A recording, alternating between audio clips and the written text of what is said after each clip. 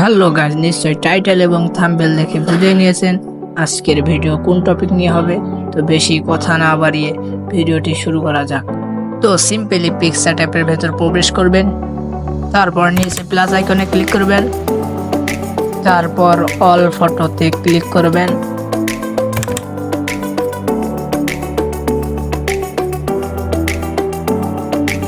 So guys, simply ফটোটির উপর click করবেন।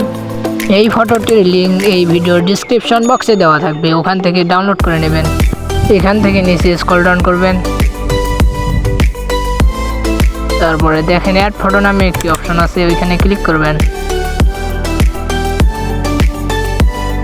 আপনার ফেসবুক প্রোফাইলের যে স্ক্রিনশটটি নিয়েছিলেন ওইখানে ক্লিক করবেন। ক্লিক করার পর দেখেন ওপরে অ্যাড নামে একটি অপশন আছে, সো অ্যাডের ওপরে ক্লিক করবেন। নিচে দেখেন ক্রপ অপশন আছে, সিম্পলি ক্রপ অপশনে যাবেন। যাওয়ার পর স্ক্রিনশটের যে বাড়তি অংশটুকু আছে সেটাকে কাট করে নেবেন। তো আমি কাট করে নিতেছি। কাট করা হলে ওপরে দেখেন টিক চিহ্ন আছে, টিক চিহ্নের উপরে ক্লিক করবেন। যে দেখেন তীর অপশন আছে, তীরটাকে ধরে টেনে বড় করবেন।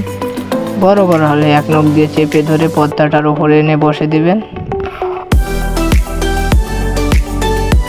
নিচে স্ক্রল ডাউন করবেন, তারপরে দেখেন ব্লাইন্ড নামে একটি অপশন আছে, সিম্পলি ব্লাইন্ডের উপরে ক্লিক করবেন। তো 3 নম্বরে মাল্টিপ্লে বলে একটি অপশন আছে, ওইখানে ক্লিক করবেন। তারপরে এখান থেকে টিক চিহ্নের উপরে ক্লিক করে বেরিয়ে আসবেন। নিচে একটু স্ক্রল ডাউন করবেন, তারপরে দেখেন অ্যাড ফটো বলে একটি অপশন আছে, অ্যাড ফটোতে যাবেন। যাওয়ার পর একটি বাটন আছে ফলো ইউজ, এই বাটনটি নেবেন। আর হ্যাঁ, এই পিকগুলো ভিডিওর ডিসক্রিপশন বক্সে দেওয়া থাকবে, ওখান থেকে ডাউনলোড করে নেবেন। এখান থেকে বাটনটি অ্যাড করে নেবেন। বাটনটি অ্যাড হয়ে গেলে আঙ্গুল দিয়ে চেপে ধরে আপনার জায়গা মতো বসায় নেবেন।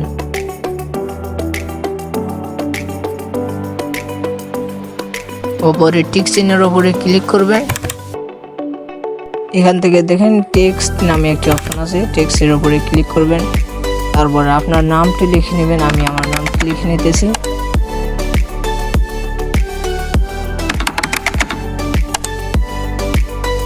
লেখা হলে ওপরে টিক চিহ্নের উপরে ক্লিক করবেন।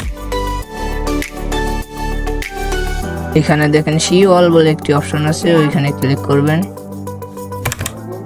তো আপনার যে ফন্টটি পছন্দ হয় সেই ফন্টটি নেবেন। তো আমার এই ফন্টটি পছন্দ হয়েছে, আমি এইটাই সিলেক্ট করে নিলাম। নিচে দেখেন কালার বলে একটি অপশন আছে, সেখানে যাবেন। 2 নম্বর লেখাটাতে টিপ দিবেন। তারপর এখান থেকে কালারে যাবেন, আপনার মন মতো কালার সিলেক্ট করবেন। আবারও কালারে যাবেন, আপনি একটি কালার সিলেক্ট করে নেবেন।